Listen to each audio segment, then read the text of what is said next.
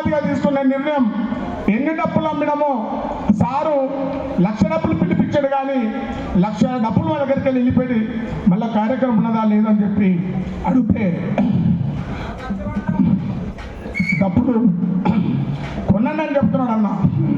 ఖచ్చితంగా డప్పు కార్యక్రమం మరి అన్న జిల్లా నుండి పల్లెలను చాలా మంది ఫోన్లు చేస్తూ ఉన్నారు. అసలు ఈ డప్పు కార్యక్రమం ఉన్నదా లేదన్నప్పుడు ఖచ్చితంగా ఉంటుంది.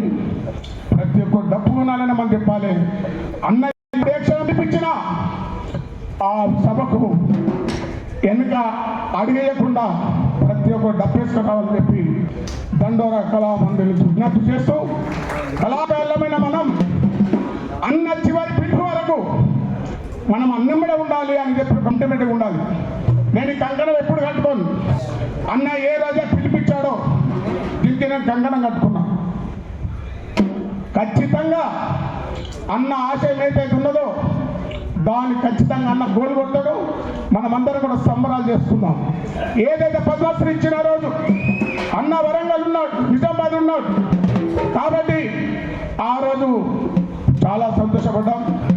అన్న చివరి రోజు వరకు కూడా మేము కార్యక్రమం ఉన్నాం అని గుర్తు చేస్తూ నా ఇప్పటి పాట పాడాలన్నాడు గమ్మొస్తు.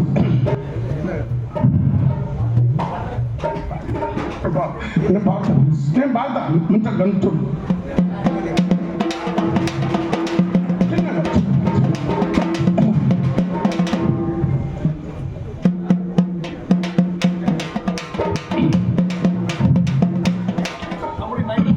అన్న డబ్బు తమ్ముడు డబ్బు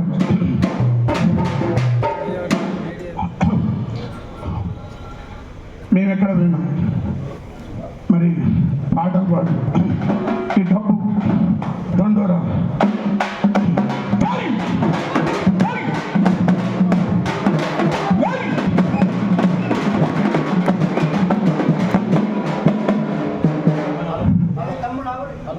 మీకే మా జోహారులు.